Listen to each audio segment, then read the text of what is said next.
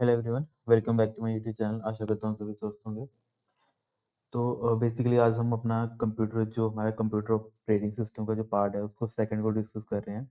इससे पहले जो हमारा पार्ट फर्स्ट था उसको हमने डिस्कस कर लिया है, जहाँ पे बेसिकली जो हमारी डोस की कुछ कमांड्स थी वो हम डिस्कस कर रहे हैं। ऑपरेटिंग सिस्टम हमने देख लिया है कि क्या होता है ऑपरेटिंग सिस्टम, कैसे वो मतलब क्यों यूटिलाइज किया जाता है, क्या उसका मेन मैकेनिज्म है काम करने का। तो लास्ट टाइम हमने चेंज डायरेक्टरी तक पढ़ लिया था, जहाँ पे बेसिकली हमने ये चीज़ देखी थी कि ये एक ऐसी कमांड है हमारी माइक्रोसॉफ्ट डिस्क ऑपरेटिंग सिस्टम की, एम एस डॉस जिसको हम बोलते हैं। जहाँ पे बेसिकली हम ऐसे कर सकते हैं, किसी फोल्डर के अंदर कैसे जाते हैं और किसी फोल्डर से बाहर कैसे जाते हैं। ओके। या फिर जो हमारा बेसिकली जो हमारा सबसे लास्ट का फोल्डर होता है, जिसको हम बेसिकली हम बोल सकते हैं हमारा जो रूट फोल्डर होता है, अगर वहाँ पे जाना है तो हम कैसे जाते हैं। तो ये मैंने आपको बता ही दिया था सीडी। और सीडी से हम क्या करते हैं बेसिकली, अगर हमें हाईएस्ट लेवल जिसको हम क्या बोलते हैं, रूट बोलते हैं, है ना, जहाँ से जब अगर आप फ़ोन की बात करते हैं तो जैसे आप फ़ोन में ओपन करते हो तो आपको दिखता हो, जैसे आपको अपनी इंटरनल मेमोरी दिखती है। ठीक है, तो जो आपकी इंटरनल मेमोरी का सबसे पहला जो फोल्डर कौन सा दिखता है आपको, इंटरनल ही दिखता है ना। तो इंटरनल आपकी क्या बन जाएगी, रूट बन जाएगी। मतलब जहाँ से एक्चुअल में आपकी स्टोरेज है स्टार्ट होती है।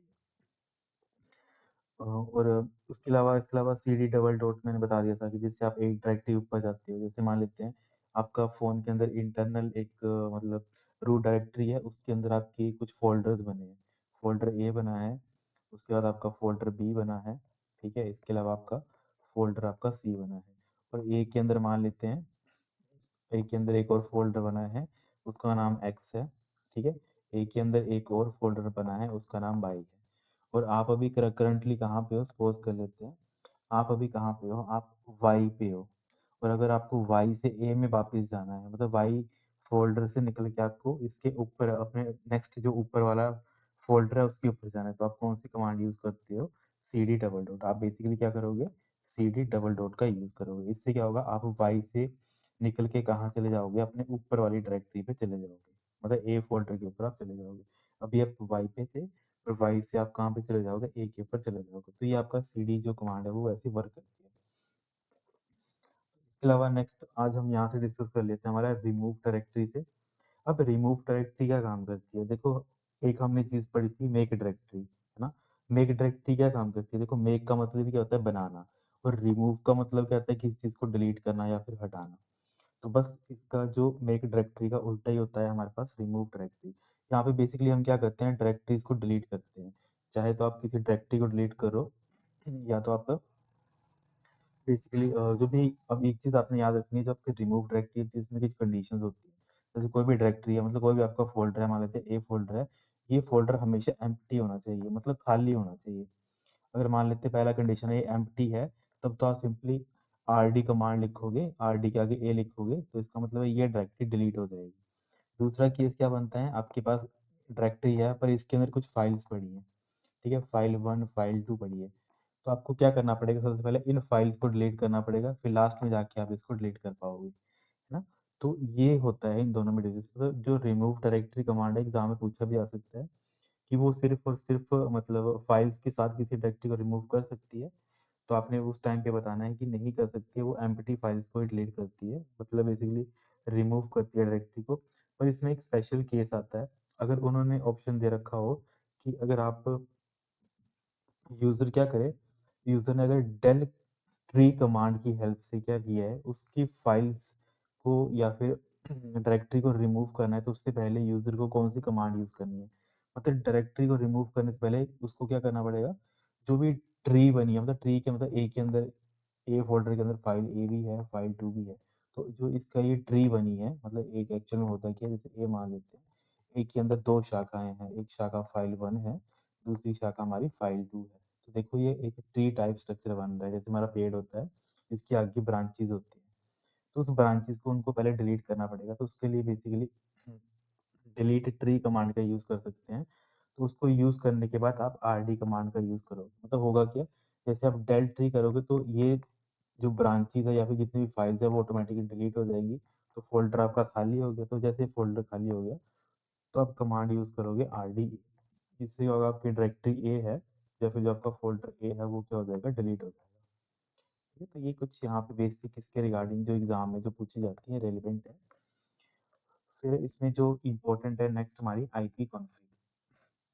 ये आईपी कॉन्फ़िग हमेशा एग्जाम में ऐसे ही पूछी जाती है नेटवर्किंग कॉन्सेप्ट में, क्योंकि वहाँ पूछा जाता है कि अगर आपको अपना करंट आईपी एड्रेस देखना है ना, जैसे आईपी एड्रेस होते हैं जो हम एक्चुअल में एक ऐसा एड्रेस होता है जब आप अपना इंटरनेट यूज़ करते हो ना, तो आपको यूनिक बताने के लिए अब आईपी हमारा क्या होता है, एक टाइप का टेम्परेरी बोल सकते हैं, परमानेंट नहीं बोल सकते, एक टाइप का टेम्परेरी एड्रेस होता है। जैसे आप बोलते हैं ना कॉरस्पॉन्डेंस एड्रेस, क्योंकि हमारे पास दो एड्रेस होते हैं हमेशा, एक हमारा परमानेंट एड्रेस होता है, दूसरा हमारा कॉरस्पॉन्डेंस एड्रेस होता है, जिसको हम क्या बोलते हैं, टेम्परेरी एड्रेस। जैसे कोई स्टूडेंट है वो अपने घर से बाहर जाते हैं रहने के लिए, तो वो क्या करते हैं, कोई पार्सल वगैरह मंगवाते हैं अपने नाम पे, तो वो उस टाइम पे अपने परमानेंट एड्रेस पे नहीं मंगवाते हैं, वो अपने कॉरस्पॉन्डेंस एड्रेस पे मंगवाते हैं। तो देखो, स्टूडेंट का घर तो परमानेंट तो यही है, कोई और एक्स लोकेशन है, पर उसका जो टेम्परेरी एड्रेस है वो अभी उसका कॉलेज या फिर कोई यूनिवर्सिटी है। इसके अलावा कल को अगर कहीं जॉब करता है तो वो उसका कॉरस्पॉन्डेंस एड्रेस हो जाएगा। तो जो भी इंफॉर्मेशन है वो उसके कॉरस्पॉन्डेंस एड्रेस पे आएगी। तो मतलब बोलने का मतलब ये है कि आईपी क्या होती है, एक आपकी एक टाइप की जो एक कॉरस्पॉन्डेंस एड्रेस होता है जो चेंज होता रहता है बेसिकली, है ना। जैसे आप इंटरनेट ऑन करते हो तो उस टाइम के लिए आपको एक अलग से आईपी मिलता है। इसके अलावा अगर आप इंटरनेट बंद कर देते हो फिर थोड़े टाइम बाद ऑन करते हो तो आपको एक अलग आईपी मिलता है ना। तो ये बेसिकली उसी चीज को चेक करने के लिए, उस चीज को चेक करने के लिए आप किसका यूज करते हो, आईपी कॉन्फ़िग कमांड का यूज करते हो कि आपके उस टाइम पे कौन सी आईपी मिली है। तो ये बेसिकली सबसे ज़्यादा यूज़ किया जाता है ट्रबल शूटिंग और इंटरनेट कनेक्शन, कि आपका इंटरनेट में क्या दिक्कत आ रही है, क्यों, किस वजह से दिक्कत आ रही है, उसके लिए हम आईपी कॉन्फ़िग कमांड का यूज़ करते हैं। तो आईपी कॉन्फ़िग कमांड में क्या-क्या चीज़ें आपको दिखती हैं?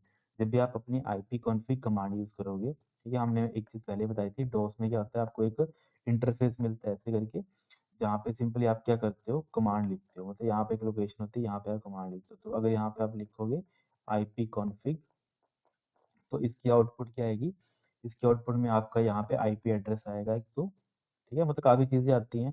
आपका आईपी एड्रेस आता है, इसके अलावा सॉरी, इसके अलावा आपका डीएनएस का रिपोर्ट आती है, ठीक है। डीएनएस एक्चुअल में होता है क्या, डोमेन नेम सर्वर, है ना, मतलब कौन उसको कन्वर्ट कर रहा है। सबसे ज़्यादा तो गूगल का ही डिस्प्ले होता है, अगर गूगल का नहीं होता है तो क्लाउडफेयर का आता है। तो ये हमारे पास 2-3 डीएनएस मतलब प्रोवाइडर होते हैं। और इसके अलावा इस ये बेसिकली हमें देता कौन है, आईपी हमेशा हमेशा देता है हमारा इंटरनेट सर्विस प्रोवाइडर। अब सपोज कर लेते हैं कि किसी के पास जियो की सिम है, तो जियो की सिम वालों को आईपी कौन देगा, हमारा जियो देगा, क्योंकि जियो क्या है, एक आईएसपी है, इंटरनेट सर्विस प्रोवाइडर। किसी के पास एयरटेल है तो एयरटेल उसको देगा, है ना। किसी के पास वीआई है तो उसको जो आईपी है वो कौन देगा, वीआई देगा। ओके, तो ये सारी चीज़ें किसकी हेल्प से होती है, हमारी आईपी कॉन्फ़िग की हेल्प से। इसमें बेसिकली नेटवर्किंग और जो नेटवर्किंग को आप कमांड की हेल्प से कैसे देख सकते हो, क्योंकि नेटवर्किंग जब हम सब्जेक्ट पढ़ते हैं वहाँ पे बेसिक ये सारी चीज़ें चलती हैं कि जो आपका नेटवर्क है उसको आप कैसे आइडेंटिफाई करते हो, कैसे ये सारी चीज़ें चलती हैं। ठीक है, काफ़ी इंटरेस्टिंग सब्जेक्ट है एक्चुअली ये, क्योंकि अभी इतना डीप में आपको आएगा नहीं, आपको बेसिकली यही चीज़ पूछी जाएगी कि आईपी कॉन्फ़िग है, ये किसके लिए यूज़ की जाती है। एक तो चीज़ है कि ट्रबल शूटिंग के लिए हम यूज़ कर सकते हैं। दूसरा ये है कि अगर मुझे अपना आईपी देखना है कि मैं मेरा जो करंटली इस टाइम पे टेम्परेरी एड्रेस क्या है नेटवर्क का, उसके लिए हम आईपी कॉन्फ़िग का यूज़ करते हैं। फिर हमारे पास नेक्स्ट आता है कि यहाँ पे अगला आता है फाइल एट्रीब्यूट्स, है ना। अब देखो फाइल एट्रीब्यूट्स क्या होता है, अब कुछ हमारे पास जैसे फाइल्स होती है, उन फाइल्स में हम क्या कर सकते हैं, जैसे सपोज कर लेते हैं मैंने एक एमएस वर्ड की फाइल बनाई जिसका नाम रख दिया मैंने document1.doc, है ना। डीओसी क्या है, इसकी एक्सटेंशन है, तो सबसे ज़्यादा यूज़ की जाती है डीओसी एक्स। तो हम ऐसे समझ लेते हैं डी डॉक वन, मैंने एक फोल्डर बना लिया, ठीक है, मतलब एक फाइल बना ली, सिंपली सपोज कर लेते हैं ये मेरी आ गई फाइल।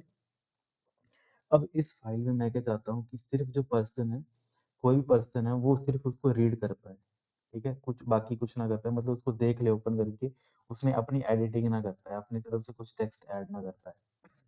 तो उसके लिए मैं क्या कर सकता हूँ, उसके लिए बेसिकली अगर हमें यही चीज़, क्योंकि जो हमारा ग्राफिकल यूजर इंटरफेस होता है, जैसे अगर आपको मैं सिंपली बोलूँ, आप अपने जो एमएस ऑफिस होता है या फिर बेसिकली जो आपका डिवाइसेस होते हैं जहाँ पे आप यूज़ करते हैं, फ़ोन से मैं बोल दूँ कि आप फ़ोन से किसी चीज़ को लॉक कर दो कि आपका जो है कंटेंट है उसको मैं अपडेट ना कर पाऊँ, तो आप क्या करते हो उसको सिंपली, उसमें तो सिंपली आप कर देते हो कि यस यस करते हो और लॉक कर देते हो उसको, है ना, कि मैं कंटेंट को क्या कर रहा हूँ, लॉक कर रहा हूँ और ये मेरा पिन लग गया। पर यही चीज़ अगर आपको कमांड लाइन से करनी है, मतलब बेसिकली अगर आपको कमांड की हेल्प से करनी है, वो काम तो सेम ही करना है पर कमांड की हेल्प से करना है, तो आप क्या करते हो, आप एट्रीब्यूट्स का यूज़ करते हो। तो सबसे पहला जो एट्रीब्यूट आता है वो आता है आपके पास एट्रीब प्लस आर। अब इससे होता क्या है, इससे जो भी आपकी फाइल्स होती है ये बेसिकली करता है, आर का मतलब होता है रीड ओनली, कि जो पर्सन है वो उसको सिर्फ रीड कर सकता है और उसको मॉडिफाई नहीं कर सकता है। ठीक है, मतलब वही चीज़ मैंने बताई कि कोई भी है, कोई भी आप जैसे ये मान लेते हैं ये फाइल है, इसके ऊपर मैंने लॉक लगा दी, इसकी पीडीएफ पे मैंने लॉक लगा दिया, तो जो दूसरा पर्सन है वो उसको पढ़ ही पाएगा, मतलब ऐसे ऐसे तो देख पाएगा, पर उसको अगर कुछ एडिट करना है, जैसे मैं यहाँ पे इसको कॉपी करना चाहूँ, कुछ करना चाहूँ, वो मैं कर सकता हूँ इजीली। और जो दूसरा पर्सन है वो कोई भी चीज़ ऐसी नहीं कर सकता इसमें, मतलब इसके कंटेंट को अपडेट नहीं कर सकता है। तो उसके लिए प्लस आर का यूज़ करते हैं। वैसे जो अगर आपको अपनी फाइल छुपानी है, मतलब कोई दूसरा पर्सन ना देख पाए, जैसे होता है ना हमारी कुछ फाइल होती है उनको हम हाइड करके रखते हैं, है ना, तो उसको कंप्यूटर की फॉर्म में या फिर डॉस की फॉर्मेट में आप क्या करते हो, एट्रीब प्लस एच का यूज़ करते हो। इससे क्या होता है, जो भी आपकी फाइल्स होती हैं जिसको नॉर्मल यूज़र को नहीं दिखाना होता है, तो उसके लिए आप उसको यूज़ करते हो। ओके, तो ये हिडन एट्रीब्यूट होता है। फिर एट्रीब्यूट एच, देखो जब आप प्लस यूज कर रहे हो मतलब आप क्या कर रहे हो, अप्लाई कर रहे हो। ओके, अभी आप अपनी फाइल को हाइड करवा रहे हो, पर आपको क्या करना है, अगर आपको अपनी फाइल दोबारा से देखनी है तो आप क्या करोगे, माइनस एच कर दोगे, कि जो आपने अप्लाई किया था उसको आपको वापस देखने भी है, तो आप उसकी जगह क्या करोगे, माइनस एच का यूज करोगे। तो ये बेसिक चीजें, बस आपको ये चीज पता होनी चाहिए। आर फॉर रीड तो ईजी है, और एच फॉर हमारा हिडन भी ईजी है, पर ये चीज आपको पता नहीं प्लस से क्या होता है, माइनस से क्या होता है। फिर इसके अलावा एडिट करना है तो एडिट का सिंपल है, आप डैश एडिट कर सकते हो, है ना। तो यहाँ पे जो इम्पोर्टेंट चीज़ है कि जो डोज है, ठीक है, उसमें मैक्सिमम कितनी लाइंस होती हैं, उसमें ये होती है 65,280। ठीक है, मतलब जो हमारा डोज है वो इतनी फाइल तक जो करेक्टर्स होंगी या फिर इतनी लाइंस होंगी किसी फाइल में, उसी को ही एडिट कर पाएगा, इससे ज़्यादा होगी तो नहीं कर पाएगा। ये बेसिक क्या हमारा किसका डोज का एक लिमिट है। फिर नेक्स्ट आता है टाइप। अब टाइप एक्चुअल में क्या होता है, वो बेसिकली बताता है यूजर को कि आपको जो कंटेंट है फाइल के अंदर वो क्या है। जैसे सपोज कर लेते हैं, मैंने अभी आपको एग्जांपल बताया था ना कि मैंने एक फाइल क्रिएट करी है document1.docx करके, ठीक है, डॉक्स करके। तो ये मेरी फाइल तो ऐसे करके बन गई है। अब इस फाइल के अंदर मैंने क्या लिखा है, जैसे सपोज कर लेते हैं मैंने लिखा होगा यहाँ पे कुछ लेते हैं ना, it is rainy rain outside, ऐसे कर देते हैं। ठीक है, मैंने एक सेंटेंस लिखा है कि इट इज रेन क्या आउटसाइड।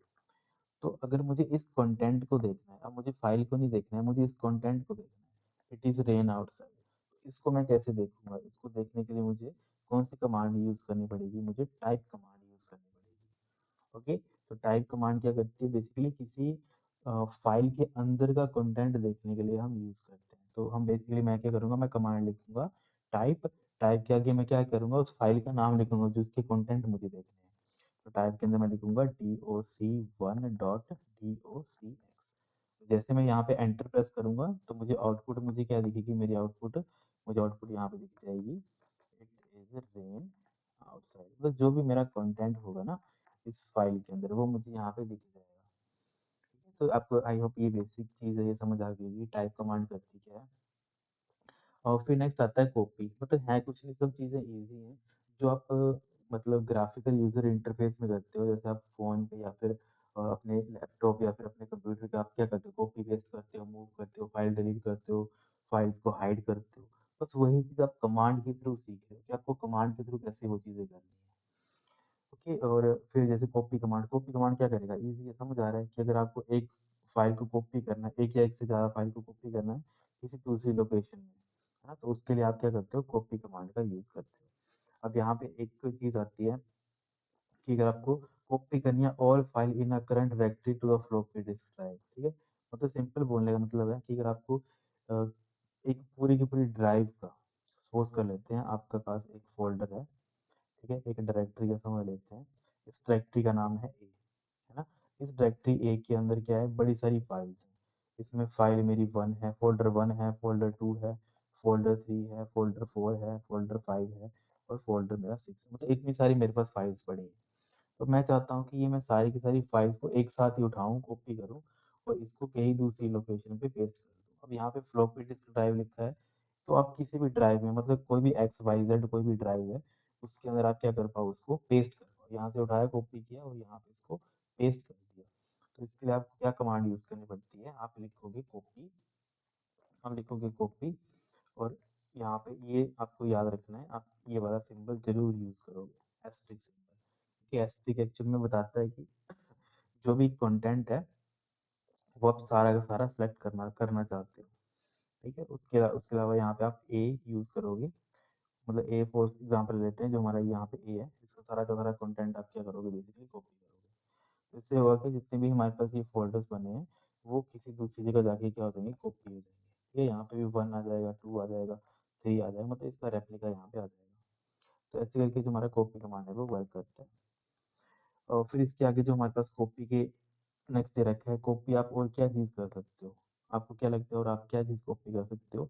तो अगला आप क्या कर सकते हो, किसी फाइल का टेक्स्ट और दूसरी फाइल के टेक्स्ट को अगर आपको कंबाइन करना है, जैसे क्या होता है, जिस फॉर एग्जांपल ले लेते हैं, जैसे मेरे पास एक फाइल बनी है, इस फाइल में मैंने लिखा है इट, दूसरी फाइल में लिखा है इज रेन आउटसाइड। ठीक है, अब ये मेरे पास क्या है, फाइल मेरी 1 है, ये मेरी फाइल 2 है। अब मैं चाहता हूँ कि मेरी दोनों, ये दोनों फाइल्स हैं, इन दोनों का कंटेंट मेरा ऐड हो जाए। ओके, तो इसके लिए बेसिकली हम क्या कर करते हैं, जो एक तरीके से हम बेसिकली कमांड यूज करते हैं कॉपी। इसमें फाइल 1 मेरी क्या है, F1 है। ओके, और F1 क्योंकि यहाँ पे एक्सटेंशन देनी पड़ती है साथ में, तो ये मेरी टेक्स्ट की फाइल है और ये भी मेरी क्या है, टेक्स्ट की फाइल है। तो f1.txt, इसके बाद मुझे क्या प्लस करना है, मुझे किसके कंटेंट प्लस करने हैं, f2 के, f2.txt। तो जब ये कमांड एग्जीक्यूट होगी मेरी, ठीक है, क्योंकि कॉपी कमांड तो सेम ही रहेगी, ये मेरी फाइल 1 आ गई, ये मेरी फाइल 2 आ गई, इन दोनों को मैंने क्या कर दिया, प्लस कर दिया। तो होगा क्या, जब भी फाइल 2 का कंटेंट होगा वो फाइल 1 के साथ मर्ज हो जाएगा, मतलब कंबाइन हो जाएगा। तो मेरी फाइनल आउटपुट क्या आएगी, वही आएगी, क्या आएगी, इट इज रेन आउटसाइड। ठीक है, आई होप आपको ये चीज समझ आ गई होगी कैसे ये सारा वर्क करता है। फिर हमारा नेक्स्ट जो आता है CLS, काफी इंपॉर्टेंट है, इसको हम बोलते हैं क्लियर करना बेसिकली, है ना। बेसिकली अब इसमें होता क्या है, जब आप CLS कमांड यूज करते हो, CLS कमांड काम क्या करता है, ये बेसिकली अलाउ करता है यूजर को to clean the complete content of the screen and leave only the prompt. अब इसका मतलब क्या है, जैसे आपके पास ऐसे करके एक प्रॉम्प्ट आता है, ठीक है। अब ये आपका, ये वाला आपका सिंबल क्या होता है, प्रॉम्प्ट सिंबल होता है किसका, हमारा MS DOS का। इसके आगे आप कमांड लिखते हो, तो मान लेते हैं आपने यहाँ पे बड़ी सारी कमांड पहले यूज कर ली है, पहली कमांड फिर दूसरी तीसरी चौथी, तो अभी आपका प्रॉम्प्ट यहाँ जैसे भी होगा, और आपको आप चाहते हैं कि पिछला जो भी डाटा मैंने यूज किया वो सारा डिलीट हो जाए, क्लियर हो जाए, मेरी स्क्रीन साफ सुथरी हो जाए एकदम से। तो आप क्या यूज करोगे, आप कमांड यूज करोगे CLS। जैसे आप CLS कमांड यूज करोगे, तो जब आपका प्रीवियस का जो भी आपने कमांड्स वगैरह यूज करी हैं वो सारी डिलीट हो जाएंगी, मतलब क्लियर हो जाएंगी, और आप कहाँ पहुंच जाओगे, सबसे टॉप पे, ऐसे करके आपकी जो स्क्रीन है वो जैसे आपको नॉर्मल दिखती है, ब्लैक ब्लैंक, वैसी हो जाएगी। ओके, तो जो भी आपकी पुरानी की पुरानी पहले की कमांड थी यहाँ पे जो आपने यूज करी थी वो सारी क्लियर हो जाएगी। फिर नेक्स्ट हमारी आती है डेट। अब डेट एक्चुअली में क्या काम है, देखो डेट कमांड क्या करेगी आपको, जो आपका कंप्यूटर का करंट डेट होगा वो बताएगी। ओके, फिर रीनेम। अब रीनेम का मतलब क्या है कि जब आप किसी एक फाइल का नाम चेंज करना चाहोगे तो रीनेम कमांड का यूज करोगे, बेसिकली आपको उनके नाम से पता लग रहा होगा कि क्या वो काम करेगी। ठीक है, तो ये हमारे पास कुछ इंपॉर्टेंट कमांड्स थी हमारी MS DOS की। ठीक है, इसके अलावा कुछ और इंपॉर्टेंट कमांड्स आती हैं, तो हम इसमें जो क्वेश्चंस भी देख रहे हैं साथ में, तो हम उनमें वो चीज़ें कवर कर लेंगे। ठीक है, जिसको जो हमारा प्लेलिस्ट है, ठीक है, आप ऐसे ना प्लेलिस्ट चेक कर लेना, वहाँ पे बेसिकली जितने भी हमारे लेक्चर्स हैं पटवारी के वो हम सारे डिस्कस कर रहे हैं। ठीक है, ऐसा नहीं कि पटवारी के लिए ही इंपॉर्टेंट है, जो भी हमारे जहाँ पे कंप्यूटर पूछा आता है उस सभी के लिए ये सारी सीरीज इंपॉर्टेंट है।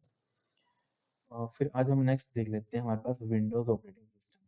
ठीक है, अब जैसे हमारा ऑपरेटिंग सिस्टम खत्म हो गया, हमने MS DOS देख लिया, ठीक है, माइक्रोसॉफ्ट का डिस्क ऑपरेटिंग सिस्टम। तो अब जो सबसे इम्पोर्टेंट है, जो काफी एग्जाम में क्वेश्चन पूछे जाते हैं विंडोज ऑपरेटिंग सिस्टम के, तो इसके बारे में हम देख लेते हैं। तो सबसे पहले देखो हमारे पास जैसे दे रखा है यहाँ पे कि हमारे पास माइक्रोसॉफ्ट विंडोज है, ये क्या हमारे पास series of software operating system and graphical user interface. हमारा माइक्रोसॉफ्ट विंडोज वो बेसिकली क्या है, एक ग्राफिकल यूजर इंटरफेस है ना। और इसको बनाया किसने है, माइक्रोसॉफ्ट ने इसको बनाया है। तो ये चीज़ें इंपॉर्टेंट है, एग्जाम में पूछी जाती है। इसके अलावा और क्या चीज़ें एग्जाम में पूछी जाती है कि जब कि माइक्रोसॉफ्ट था, इसने जो अपना फर्स्ट ऑपरेटिंग सिस्टम बनाया था है ना, वो कब बनाया था, वो 1985 में बनाया था। और कौन सा बनाया था, जो हमने अभी पढ़ लिया है ना, कौन सा बना था, हमारा MS DOS ही हमारा बना था। ठीक है। और उसके अलावा हमारे पास बाद में ग्राफिकल यूजर इंटरफेस भी बनाए थे हमारे माइक्रोसॉफ्ट ने। और यहाँ पे जो सबसे ज़्यादा डोमिनेंट जो एक तरीके से ग्राफिकल यूजर इंटरफेस किसने बनाए हैं, हमारे माइक्रोसॉफ्ट ने ही बनाए हैं, है ना। इसके अलावा याद रखना है आपको कि जो हमारे पास सबसे पहला ग्राफिकल यूजर इंटरफेस जो आप नॉर्मल देखते हो ना, उसको एक्चुअल में बनाया किसने था, एप्पल ने बनाया था मैक के, जो हमारा जो हमारी फोर्थ जनरेशन थी। एग्जाम में पूछा गया था एक बार एग्जाम कि कौन सी जनरेशन से थे जो हमारे ग्राफिकल यूजर इंटरफेस आना स्टार्ट हो गए थे, तो वो हमारी फोर्थ जनरेशन थे। और पहला कंप्यूटर किसका था, वो हमारे एप्पल का था। तो ये चीज़ भी हमारी एग्जाम में पूछी गई थी, तो आपको इस चीज़ को याद रखना है। ठीक है। और फिर उसके बाद जैसे यहाँ पे दे रखा है कि जो हमारा फर्स्ट इंट्रोड्यूस कब हुआ था, 1984 में इंट्रोड्यूस हुआ था। ओके। इसके अलावा 2009 में हमारे पास जो इम्पोर्टेंट चली जाती है, तो विंडोज़ का जो मार्केट कैप्चर था वो 91% हो गया था 2009 के टाइम पे। तो देखो 91% मतलब एक ह्यूज मार्केट इसने कैप्चर कर ली थी विंडोज़ ने। तो सबसे ज़्यादा पॉपुलर हुआ था, वो कौन सा हुआ था, विंडोज 7 हुआ था। यहाँ पे मेंशन किया कि विंडोज 7 इज द मोस्ट, है ना, एक तरीके से पॉपुलर हमारा ऑपरेटिंग सिस्टम बन गया था। फिर यहाँ पे जो इम्पोर्टेंट चीज़ है जो आपको नोट करनी है कि जो हमारे पास विंडोज़ का फर्स्ट वर्जन था, ठीक है, Windows 1.0 is the first version release in 1985। Exam में एक बार पूछा गया था कि आपको ये बताना है जो विंडोज़ का फर्स्ट जो वर्जन था विंडोज़ 1.0 वो कब लॉन्च हुआ था, वो 1985 में लॉन्च हुआ था। उसके बाद जो सबसे ज़्यादा इम्पोर्टेंट था वो विंडोज़ 7 था। तो यहाँ पे ये विंडोज़ 7 का कुछ इंटरफेस है ना। तो अभी तो एक्चुअल में अभी आपको ये दिखेगा नहीं कि ये ऑब्सोलीट हो चुका है। तो अभी ये हमारा उस टाइम का विंडोज 7 का जब वो था, हमारे पास एक तरीके से इंटरफेस होता था। तो विंडोज 7 में क्या क्या चीज़ें इंपॉर्टेंट है, तो सबसे पहले यही है कि हमारा जो विंडोज 7 था वो बेसिकली क्या था, लेटेस्ट रिलीज था माइक्रोसॉफ्ट विंडोज का, जो सबसे ज़्यादा पॉपुलर था। क्योंकि देखा जाए तो हमारा MS DOS किसके लिए पॉपुलर था, हमारे पास कमांड लाइन इंटरफेस के लिए। और ग्राफिकल यूजर इंटरफेस के लिए सबसे ज़्यादा पॉपुलर कौन हो गया था, हमारा विंडोज 7। मतलब एक तरीके से जितने भी हमारे ऑफिस वगैरह थे वहाँ, जो भी हम डे टू डे लाइफ में टास्क करते थे, तो उसमें हम विंडोज 7 का ही यूज़ करते थे। ओके। तो ये सबसे ज़्यादा यूज़ किए जाने वाला हमारा पर्सनल कंप्यूटर होता था, हमारा कौन सा, विंडोज 7। फिर इसके अलावा जो हमारे पास एग्जाम में पूछा जाता है कि सबसे ज़्यादा PC मतलब पर्सनल कंप्यूटर हो गया, घर हो गया, या फिर बिजनेस हो गया, यहाँ पे आप किसका यूज़ करते हैं सबसे ज़्यादा, तो विंडोज 7 का यूज़ करते थे। ठीक है। उस टाइम पे सबसे ज़्यादा चलता ही यही था उस टाइम पे। फिर यहाँ पे ये कुछ बेसिक थ्योरी है, ये इंपॉर्टेंट नहीं है इतनी। फिर यहाँ पे नेक्स्ट जो इंपॉर्टेंट आता है वो आता है 32 बिट और 64 बिट विंडोज, है ना। बेसिकली मैंने आपको ये चीज़ इन क्वेश्चंस में भी समझाई है। सब सीरीज देखोगे तो वहाँ पे मैंने क्वेश्चंस डिस्कस किए हैं। और मैंने आपको बताया कि 32 और 62 बिट एक्चुअल में होता है क्या, जो उसका रजिस्टर साइज होता है एक टाइप का, कि मतलब एक कंप्यूटर है वो एक टाइम में कितनी मेमोरी के साथ डील कर सकता है ना। तो उसके बारे में मैंने बताया था। तो उसके हमारे पास क्या होते हैं, अलग अलग वर्जन होते हैं। तो जो 32 के साथ डील करता था उसके लिए विंडोज का जो ऑपरेटिंग सिस्टम 32 आया था। और जो 64 डाटा के साथ डील कर सकता था एक टाइम पे, तो उसके लिए विंडोज का 64 का जो था ऑपरेटिंग सिस्टम आया था। तो वही लिखा है कि in term of 32 and 64 bit a computer processor also called CPU handles the information, है ना। मतलब एक टाइम पे वो कितने इंफॉर्मेशन हैंडल कर सकता है, वही चीज यहाँ पे इसके अंडर आती है हमारी। ठीक है। बस वही चीज लिखा है, जो 64 वर्जन है, handle large amount of RAM more efficiently than 32 bit system, है ना। वही चीज है कि देखो वो 32 बिट है, वो 64 बिट है, तो वो उससे दुगना ओब्वियसली मेमोरी को डील कर पा रहा है इजीली। तो बस वही चीज यहाँ पे लिखी है। फिर मतलब वही चीज घुमा फिरा के आगे भी लिखी है, the data path 32 bit operating system is the half size of the operating, 64 से आधा है 32 बिट, है ना। तो बस वही चीज थोड़ी लिखिए घुमा फिरा के। अब इन दोनों में बेसिक चीज़ है, जैसे 32 बिट वाला कम मेमोरी के साथ डील करेगा, 64 बिट वाला ज़्यादा मेमोरी के साथ डील करेगा। 32 बिट वाला हमारा थोड़ा स्लो होगा, 64 बिट वाला हमारा फास्ट होगा, है ना? क्योंकि वो एक टाइम पे वो 32 बिट से दुगना काम कर पा रहा है, तो ऑब्वियसली फास्ट होगा। तो बस ये सारी चीज़ें चलती हैं। फिर नेक्स्ट हमारे पास एक कॉन्फ़िगरेशन आती है हमारी किसकी, विंडो विस्टा की, है ना? अब विंडो विस्टा एक्चुअली में क्या था, विंडो विस्टा क्या-क्या काम कर सकता था, क्या-क्या काम नहीं कर सकता था, वो चीज़ें हमें यहाँ पे पढ़नी पड़ती हैं, ठीक है? कि जब अगर हमें 32 और 64 बिट विंडोज़ के बारे में पढ़ना है, विंडोज़ 7 के बारे में या फिर विंडो विस्टा के बारे में, तो उसमें क्या-क्या चीज़ें होती थी? चाहे वो विंडोज़ 7 है, चाहे वो विंडो आपकी विस्टा है, उसमें क्या-क्या चीज़ें थी, जिसकी वजह से ये हमारी पॉपुलर हो गया था विंडोज़। सबसे पहले क्या था, open system clicking the start button, right clicking the computer, then clicking the properties. ठीक है, यहाँ पे बेसिकली बोला है कि आपको क्या करना है, अगर प्रॉपर्टीज वगैरह चेक करनी है तो आप कैसे चेक कर सकते हो। तो आप स्टार्ट बटन में जाएंगे, जैसे आपको यहाँ पे दिखाता हूँ, यहाँ पे ठीक है, यहाँ पे आप जाएंगे तो यहाँ पे आपका स्टार्ट बटन होता है। इसको थोड़ा डार्क कर देता हूँ, ठीक है। यहाँ पे आपका क्या होता था, स्टार्ट बटन होता था। यहाँ पे बेसिकली आप क्लिक करते थे तो यहाँ पे एक पूरी की पूरी विंडो ओपन हो जाती थी ऐसी। यहाँ पे आपके सारे सारे प्रोग्राम आते हैं, ठीक है, इनको आप चेक कर सकते हो। इसके अलावा उनके प्रोग्राम्स की प्रॉपर्टी भी देख सकते हो। तो बस वही चीज़ यहाँ पे मेंशन करी थी कि अगर आपको देखना है कि कंप्यूटर आपका 32 बिट पे काम कर रहा है कि 64 बिट पे काम कर रहा है, तो बेसिकली आप क्या करोगे, कंप्यूटर पे जाओगे, वहाँ पे राइट क्लिक करोगे, उसकी प्रॉपर्टीज में देखोगे, फिर वहाँ पे आपको दिख जाएगा कि आपका जो कंप्यूटर है वो कितने बिट के सिस्टम के ऊपर काम कर रहा है, 32 बिट के ऊपर काम कर रहा है या फिर 64 बिट के ऊपर काम कर रहा है। इसी को ही हम क्या बोलते हैं, कंप्यूटर की कॉन्फ़िगरेशन बोलते हैं। केवल पूछ लेते हैं कि कंप्यूटर की कॉन्फ़िगरेशन क्या है। तो कॉन्फ़िगरेशन का मतलब यही है कि आपके जो सिस्टम में इक्विपमेंट लगे हैं वो किस हिसाब से लगे हैं, कितनी उसकी रैम है ना, कितना उसका जो स्टोरेज टाइप है वो कौन सी है, एसएसडी है कि हार्ड डिस्क ड्राइव है आपकी, है ना, जो आपका मेमोरी डीलिंग का जो है एक तरीके से, जो आपका रजिस्टर का साइज है, या फिर आपका सिस्टम वो कितने बिट के ऊपर काम कर रहा है, 64 बिट पे काम कर रहा है कि 32 बिट पे काम कर रहा है। तो ये सारी सारी आप चीज़ें देख सकते हो कंप्यूटर की कॉन्फ़िगरेशन में जाके। ठीक है, तो बस वही चीज़ यहाँ पे लिखी है पूरी की पूरी, जो यहाँ पे बेसिक थ्योरी है उसमें यही सारी चीज़ें लिखी हैं। इसके अलावा जो आपका 64 वर्जन उसको आप कैसे इंस्टॉल करते हो, जो 64 बिट का वर्जन था विंडोज 7 का, उसके लिए जो आपका कंप्यूटर या फिर मशीन होनी चाहिए वो भी 64 बिट की होनी चाहिए। तो ये कुछ बेसिक चीज़ें थी। इसके अलावा जो हमारे पास रैम कितनी होनी चाहिए, हमारे पास बेसिकली स्टोरेज कितनी होनी चाहिए, वो सारी एक बेसिक इंफॉर्मेशन दे रखी है यहाँ पे। ठीक है,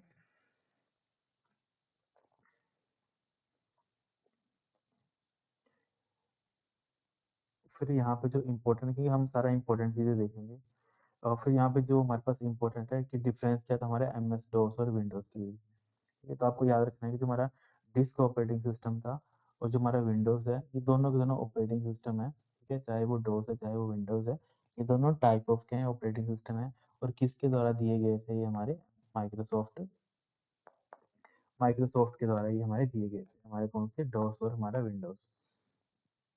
डोस हमारा क्या है, हमारा single tasking, single user and command line interface. तो काफी बार एग्जाम में पूछा गया है, बताओ इनमें से कौन सा ऐसा कंप्यूटर है जो सिंगल टास्किंग है, सिंगल यूजर है और कमांड लाइन इंटरफेस है। तो वो हमारा डिस्क ऑपरेटिंग सिस्टम, जिसको हम डॉस बोलते हैं। और वही जो हमारा विंडोज है, वो क्या है, हमारा एक मल्टी टास्किंग है, मल्टी यूजर है और ग्राफिकल यूजर इंटरफेस है। ये मतलब मल्टीपल पर्सन है उनके साथ डील कर सकते हैं, मल्टी टास्किंग कर सकता है हमारा विंडोज। फिर यहाँ पे जो इम्पोर्टेंट है वो यहाँ पे देख लेते हैं, डिफरेंस क्या क्या चीज़ होती है। तो आपको जो क्वेश्चंस आएंगे वो इसी में से आएंगे एग्जाम में, तो पूछ लिया जाएगा कि डोस की फुल फॉर्म क्या होती है। उसको बोलते हैं डिस्क ऑपरेटिंग सिस्टम, ठीक है, डिस्क ऑपरेटिंग सिस्टम बोलते हैं डोस को। विंडोज को हम बेसिकली विंडोज ही बोलते हैं, इसका कोई स्पेसिफिक नाम नहीं होता है। फिर नेचर कैसा होता है, मतलब टास्क करने का बिहेव बिहेव कैसा होता है, ये सिंगल टास्किंग होता है और ये क्या होता है, हमारा मल्टीटास्किंग होता है। इसके अलावा जो पावर कंजप्शन होती है, क्योंकि डोज क्या है, हमारा पूरा का पूरा टेक्सचुअल फॉर्मेट में चलता है, तो ये कम पावर कंज्यूम करता है। और विंडोज क्या है, हमारा ग्राफिक्स यूज करता है, तो वो क्या बेसिकली क्या करता है, ज़्यादा पावर कंज्यूम करता है। इसको आप ऐसा समझ लो, जब आप क्या करते हो, जब आप कोई भी सिंपल, जो हमारे पुराने फ़ोन होते थे वो बैटरी ज़्यादा क्यों नहीं कंज्यूम करते थे, क्योंकि उनमें इतनी छोटी बैटरी होती थी, फिर वो हफ्ता 10 दिन 20 दिन चलते थे। क्यों चलते थे? क्योंकि वहाँ पे बेसिकली हम या तो कॉलिंग सुनते थे, मतलब कॉल सुनते थे, या फिर सिंपल हम जो टेक्स्ट मैसेज थे वो करते थे। इससे क्या होता था कि पावर कम कंज्यूम होती थी। और वही अब आजकल के जितने फ़ोन है उनमें बैटरीज भी ज़्यादा है, फिर भी बैटरी ड्रेन जल्दी हो जाती है, क्योंकि उनमें जो ग्राफिक्स हमें दिखते हैं, जो हम बेसिकली यूज़ करते हैं ना, आइकन वगैरह यूज़ करते हैं, किसी एप्लीकेशन को यूज़ करते हैं, मतलब सारी सारी चीज़ें वो उसके पीछे ग्राफिक्स रन हो रहे होते हैं। तो ग्राफिक्स क्या करता है, पावर ज़्यादा कंज्यूम करता है। तो वही चीज़ डॉस और विंडोज़ के बीच में डिफरेंस है कि डॉस है ही पूरा कमांड लाइन, मतलब टेक्स्ट के फॉर्मेट में ही, उसमें जो भी चीज़ें हम टेक्स्ट के फॉर्मेट में ही करवाते हैं। पर विंडोज़ में क्या है, आप सिंपल माउस से चीज़ें अपनी ऑपरेट कर पाते हो, राइट क्लिक करते हो तो कुछ प्रॉपर्टीज खुल जाती हैं, मतलब माउस से आप किसी एप्लीकेशन को चला लेते हो, कोई काम है उसको डायरेक्टली कर लेते हो। तो ये इसकी वजह से जो हमारा पावर कंजप्शन में डिफरेंस आता है। फिर मेमोरी कंजप्शन देखो, अब जो टेक्स्ट की चीज़ है वो ऑब्वियसली उसकी मेमोरी रिक्वायरमेंट कम होगी, क्योंकि टेक्स्ट को स्टोर करना काफ़ी मतलब चीप होता है। पर विंडोज़ में क्या है, हाई रिक्वायरमेंट होती है, क्योंकि उसमें अलग अलग चीज़ें चलनी होती हैं, उसको अपनी ग्राफिक्स की अलग मेमोरी चाहिए उसको, है ना, इसके अलावा उसकी जो ग्राफिक्स को चलाने के लिए अपनी अलग मेमोरी चाहिए, तो इसकी वजह से उसका क्या होता है, जो मेमोरी रिक्वायरमेंट होती है वो ज़्यादा होती है। फिर जो हमारा नेटवर्किंग सपोर्ट, तो देखो ये इंपॉर्टेंट है कि जो हमारा डिस्क ऑपरेटिंग सिस्टम था इसमें कोई भी नेटवर्किंग का सपोर्ट नहीं होता था। ओके, पर विंडोज़ में क्या है, हमारे पास नेटवर्किंग का सपोर्ट अवेलेबल था, और अभी भी है ना। और उसके अलावा नेक्स्ट यूसेज, अब यहाँ पे यूज़ कहाँ पे करते थे, जब डोस एक्चुअल में आया था, तो डोस एक तरीके से बड़ा कॉम्प्लेक्स था। देखिए, जो जैसे मतलब जो टेक्निकल पर्सन थे वही इसको ऑपरेट करें, क्योंकि इनमें कमांड याद करनी पड़ती है, और हर कमांड का क्या मतलब है वो समझना पड़ता है। मतलब एक तरीके से क्या है, आपको टेक्निकल टेक्निकल पर्सन होना रिक्वायर्ड था। और विंडोज़ में ऐसा कोई लेना देना नहीं है, विंडोज़ जैसे आजकल के बच्चे भी यूज़ कर लेते हैं, क्योंकि ईजी होता है, उनको पता है कि किसी हम क्लिक करते हैं तो क्या होता है ना। तो वो मतलब सिंपल बोलते हैं कि यूज़र फ्रेंडली था हमारा विंडोज़, पर डोस हमारा एक पूरा कमांड लाइन था, तो इतना यूज़र फ्रेंडली नहीं था। और फिर अगला आ गया यूजर इंटरफेस, तो इसमें देखो कमांड लाइन इंटरफेस, तो सिंपल जो भी चीज़ें आपको कमांड की हेल्प से करवानी है। तो विंडोज़ क्या है, हमारा ग्राफिकल यूजर इंटरफेस।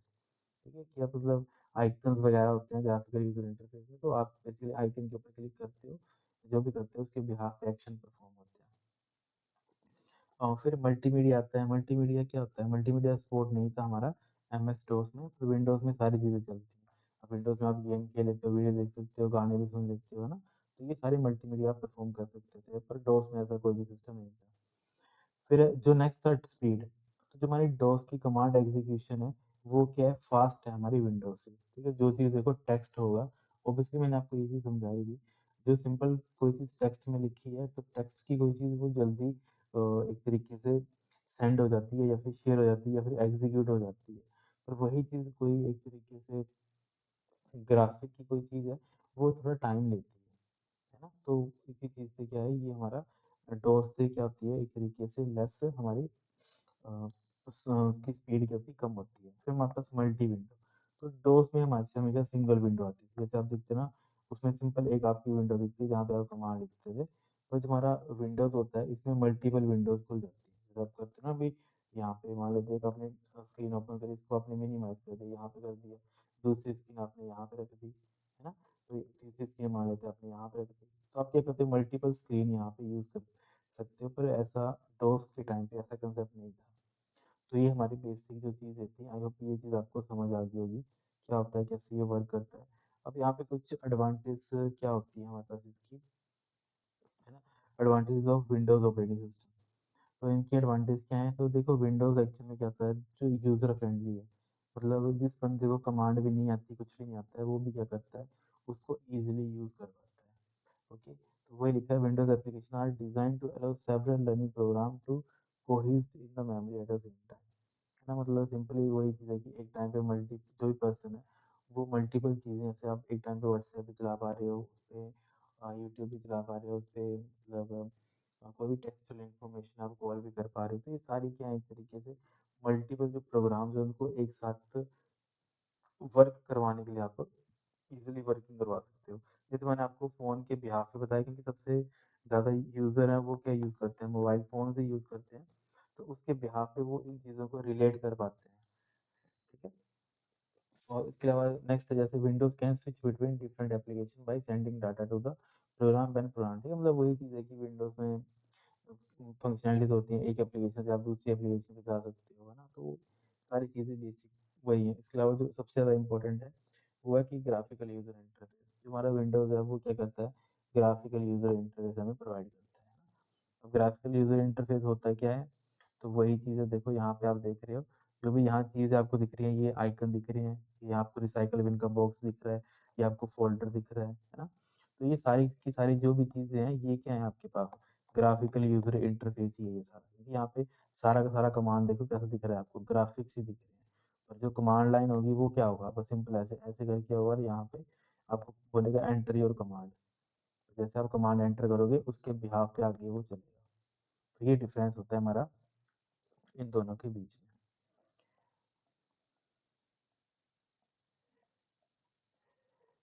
फिर यहाँ पे नेक्स्ट इंपॉर्टेंट है functions of the operating system, कि आपके ऑपरेटिंग सिस्टम के क्या क्या फंक्शंस होते हैं, तो इसमें आपको बस यही चीज़ याद रखनी है कि वो क्या करता है, मैनेज करता है मेमोरी को, फाइल्स को, प्रोसेसर को, आईओ सिस्टम को, कम्युनिकेशन को, नेटवर्किंग को, कमांड इंटरप्रिटेशन को, स्टोरेज एंड सिक्योरिटी को, ठीक है, तो ये सारी की सारी चीज़ें वो डील करता है।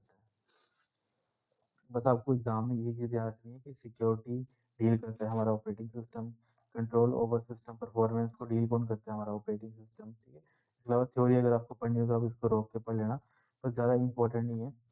फिर जॉब की अकाउंटिंग मतलब ट्रैक करके रखता है कि कौन सा जो मतलब प्रोग्राम है वो कितना रिसोर्स खा रहा है, कितना कंज्यूम कर रहा है, कितने टाइम में वो एग्जीक्यूट हो रहा है, तो वो सारा का सारा हैंडल करने का, एक तरीके से अकाउंट बनाने का काम भी कौन करता है, हमारा ऑपरेटिंग सिस्टम करता है। एरर को डिटेक्ट करने का काम भी कौन करता है, ऑपरेटिंग सिस्टम करता है। कोऑर्डिनेशन करवाने का काम भी कौन करता है, ऑपरेटिंग सिस्टम करता है। मेमोरी को मैनेज करने का काम भी करता है ना। तो जितने भी ये सारी चीज़ें हैं वो सारा ऑपरेटिंग सिस्टम करता है। एक बार एग्जाम में पूछा गया था क्वेश्चन कि आप बताओ इनमें से कौन सी ऐसी चीज़ है जो ऑपरेटिंग सिस्टम नहीं करता है, तो वहाँ पे एक बताया था कि एक तरीके से बताया था कि वो बेसिकली जो आपके पास वायरस को डिटेक्ट करने का काम, ठीक है, तो वायरस डिटेक्ट करने का काम ऑपरेटिंग सिस्टम नहीं करता है, ठीक है। ये कौन करते हैं, ये बेसिकली जो आपके पास एंटीवायरस होता है या फिर एंटी मालवेयर होता है, ठीक है। जैसे विंडोज जो हमारे पास 10 या फिर विंडोज जो हमारा 11 है, ठीक है, विंडोज 10 या फिर विंडोज 11 है, उसमें बाय डिफॉल्ट क्या आता है, डिफेंडर करके आता है, विंडोज डिफेंडर करके आता है। वो बेसिकली क्या है, हमारे पास एक एंटी मालवेयर और एंटी मेलिशियस सॉफ्टवेयर को डिटेक्ट करने का अपना विंडोज का ही अपना एक सॉफ्टवेयर है, जो बेसिकली कोई भी वायरस है या फिर कोई भी चीज़ है उसको डिटेक्ट करता है और यूजर को बताता है कि हाँ भाई यहाँ पे इस फाइल में क्या है, पॉसिबिलिटी है कि यहाँ पे क्या है, और इसमें वायरस हो सकता है जिससे आपकी जो पर्सनल इंफॉर्मेशन है उसको कोई और पर्सन उसको एक्सेस कर सकता है। तो ये सारी चीज़ें कौन डील करता है, हमारा एंटीवायरस बेसिकली डील करता है इससे, ठीक है। अगर एंटीवायरस नहीं होता, एंटी मालवेयर, अगर डिफेंडर पूछा होगा तो डिफेंडर एक्चुअली में है कि यहाँ पे विंडोज 10 या 11 का हमारा एक तरीके से जो है वायरस को या फिर मालवेयर को डिटेक्ट करने का सॉफ्टवेयर है। फिर डिवाइस को मैनेज करने का काम करता है ना, कितने डिवाइस वहाँ पे हमारे कंप्यूटर के साथ लगे हैं, है ना, जैसे मैंने आपको पहले बताया था, जैसे हमारा जो सीपीयू होता है, सीपीयू के साथ हमारे पास मल्टीपल डिवाइसेस लगे होते हैं, चाहे वो कीबोर्ड है, चाहे वो माउस है ना। इसके अलावा बाहर से आप कोई एक्सटर्नल कुछ मेमोरी लगा देते हो, ठीक है, एक्सटर्नल कोई मेमोरी आप अटैच कर देते हो, तो वो मेमोरी कैसे काम करती है, चलो अगर आप कोई नया प्रिंटर ऐड कर देते हो, ठीक है, तो प्रिंटर का अपना कोई सॉफ्टवेयर होता है, तो उस सॉफ्टवेयर को समझता कौन है, ऑपरेटिंग सिस्टम उसको समझता था कि कल को कोई कमांड देनी है, कुछ मुझे प्रिंट निकालना है, तो वो उसको वहाँ पे उसकी हेल्प से निकालता है। तो ये सारी की सारी चीज़ें कौन डील करता है, इंडेंट, इंडेंट हमारा जो ऑपरेटिंग सिस्टम है वही इन सभी चीज़ों को डील करता है।